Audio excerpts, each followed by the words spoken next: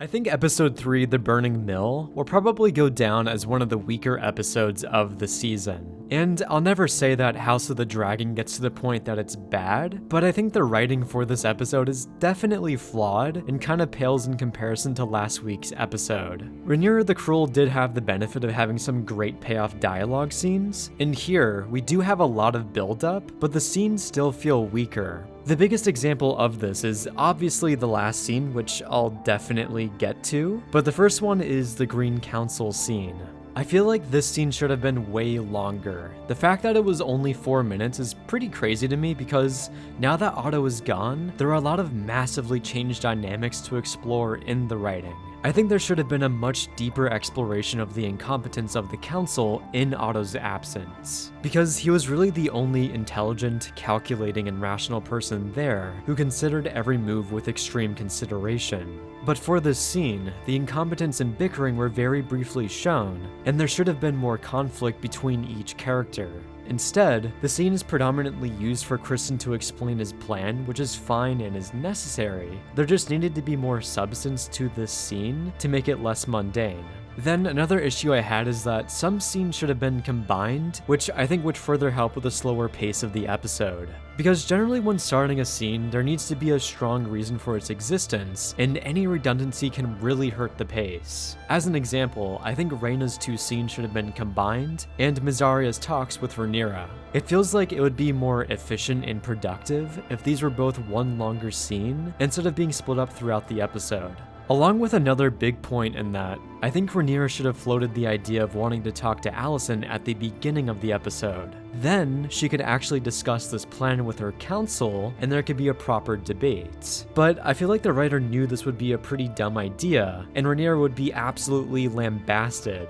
Although, that will probably happen next episode, hopefully? Another problem with having this development initiate at the end of the episode is that it feels jarring flying right into the execution. It gives off the impression that barely any thought was put into this plan, which perpetuates the notion that this contradicts Rhaenyra's character. Before this, she was very considering and hesitant to carry out any plan. I know she wants peace and is willing to put herself in danger to accomplish that, but this plan is so reckless to the point that if she actually put some more thought into it, then she could have discovered a better way forward. Which to me, that seems like having a public meeting at the gates of King's Landing, akin to what happens in season 8. And before you immediately scoff at that idea, the reason why shit wouldn't go sideways is that both sides would have their dragons present, and if shots were fired, then King's Landing would essentially be destroyed. I know Aegon and Aemond would be like, who cares, I just want to fight, but I think it'd be reasonable to assume that Alicent and everyone else on the council would be able to convince them to stand down for the sake of King's Landing,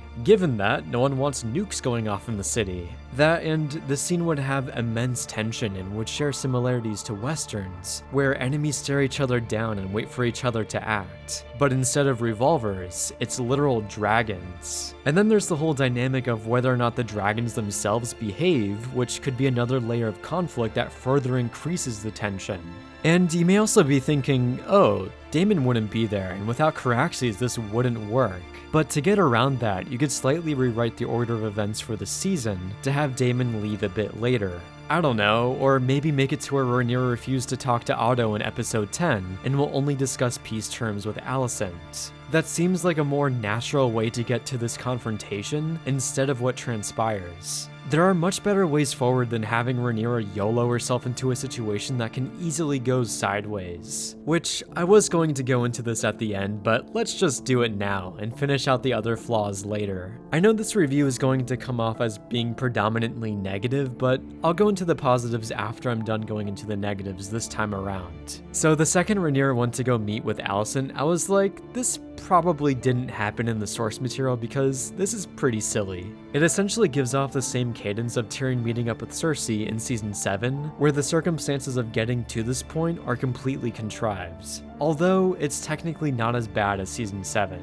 But for this instance, there are a lot of major assumptions that are being made that if they aren't correct, then Rhaenyra is screwed. One of the biggest ones is Alicent's headspace. I know Rhaenyra knows that Alicent is mostly peaceful and doesn't want violence, but her grandson was literally just murdered by assassins sent by her side. Rhaenyra does clarify that she wasn't responsible for that, but If Alicent is plagued with grief and happens to want revenge, then Rhaenyra is freely offering herself to Alicent. For all Rhaenyra knows, this act could have changed her into a more revenge-fueled character who doesn't care about peace anymore. Hell, I think that would be the most likely outcome of her headspace, and the only logical time to execute this plan would have been before Blood and Cheese, not after. Which I think would have been interesting because Rhaenyra would have to put aside her personal vengeance for the betterment of the realm of pursuing peace, which she doesn't do in that moment.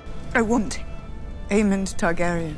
Also, Rhaenyra of all people should know the rage and loss of a child, since she was just in that headspace. And she was clearly driven by rage, so it seems very silly for Rhaenyra to not consider if Alicent would have a similar reaction. Then this entire plot point is entirely ignoring the fact that Alicent doesn't actually have any real power. Aegon is the king, and he's the one that's deciding about whether or not he's committing to this war. Alicent doesn't decide on these things, and Rhaenyra should know that Alicent has always had trouble controlling Aegon. The man basically does whatever he wants. So this entire scene for what Rhaenyra wants to accomplish is meaningless because she's trying to convince the wrong person.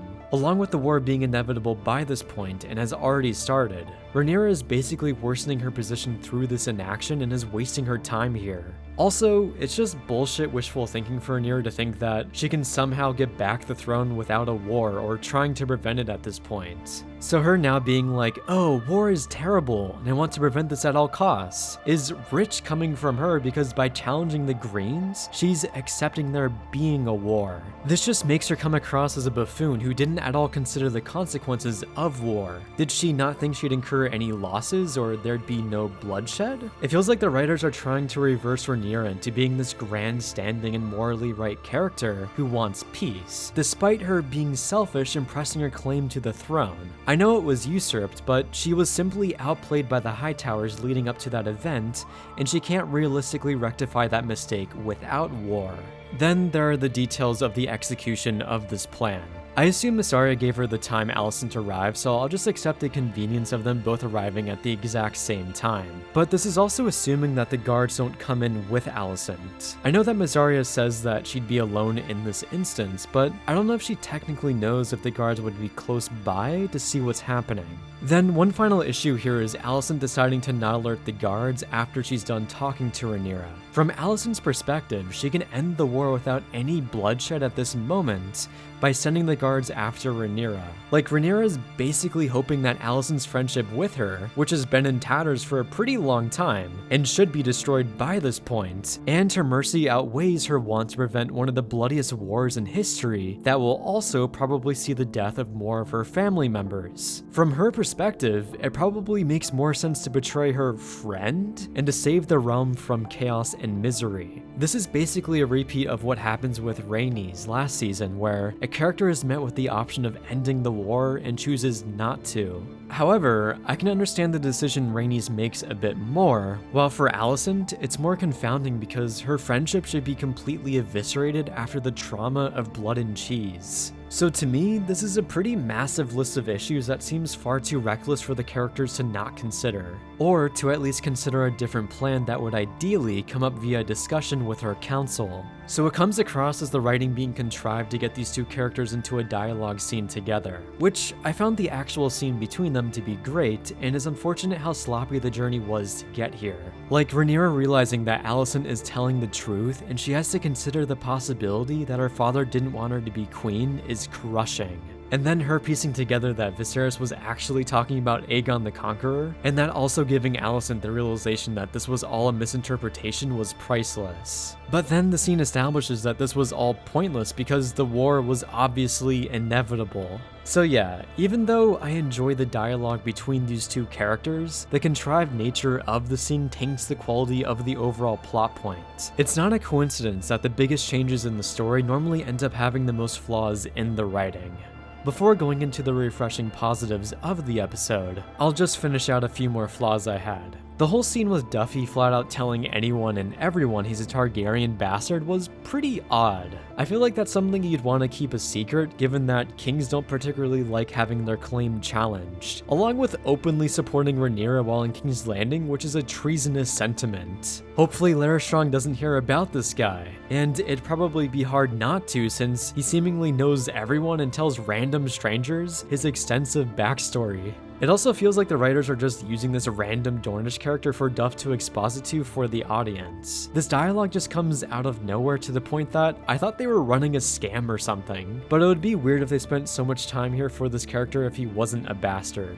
Then, going back to the whole redundancy issue, the brothel scene felt more like a deleted scene since we already saw Aemond here, and this just shows us a bit of conflict between Aemond and Aegon.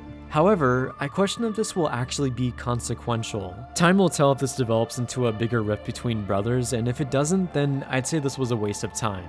Also, this whole scene feels like it runs a bit too long, which further hurts the pacing. Then, one minor complaint is that it's unfortunate that they brought back Millie only for her to say a couple lines. And, we're done with all the baggage and can finally praise the episode. Hopefully I didn't piss off too many people before getting to this point of the review. So by far the best aspect of the episode is Damon and Harrenhal. That was simply an incredible scene, and I love how the show essentially full-on pivots into gothic horror. The ambience, set, and cinematography were fucking perfect, and even the sound design was horrifying. The small detail of subtle ghosts screaming was such a fine and brilliant detail that I hope everyone else picked up on.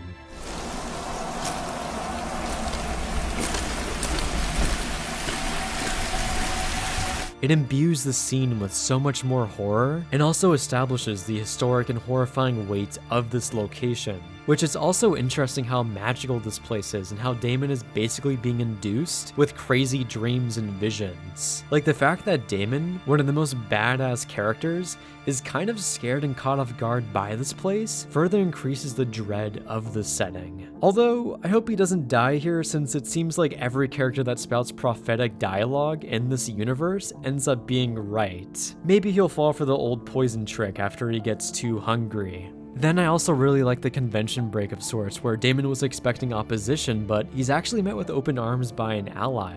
Given that Larys casually did some kinslaying, and it's nice that these characters are astute enough to realize that it wasn't ghosts or whatever. Another great scene of note is Kristen Cole's close brush with death. This scene is clever in the fact that it simultaneously develops characters from them making mistakes, while also infusing some action into the story. It's not like the scene happens where, oh, while on the road, Bela saw troop movements and decided to dive bomb them. That would be pretty artificial and plain, while here, she essentially punishes a mistake made by a character. So to me, the scene shows a better example of writing due to its efficiency while also being exciting. That, and it's undeniably nice to finally get some dragon combat since we're almost halfway through the season. Although it seems like we're getting a proper battle episode next week so people can finally stop complaining for a lack of action.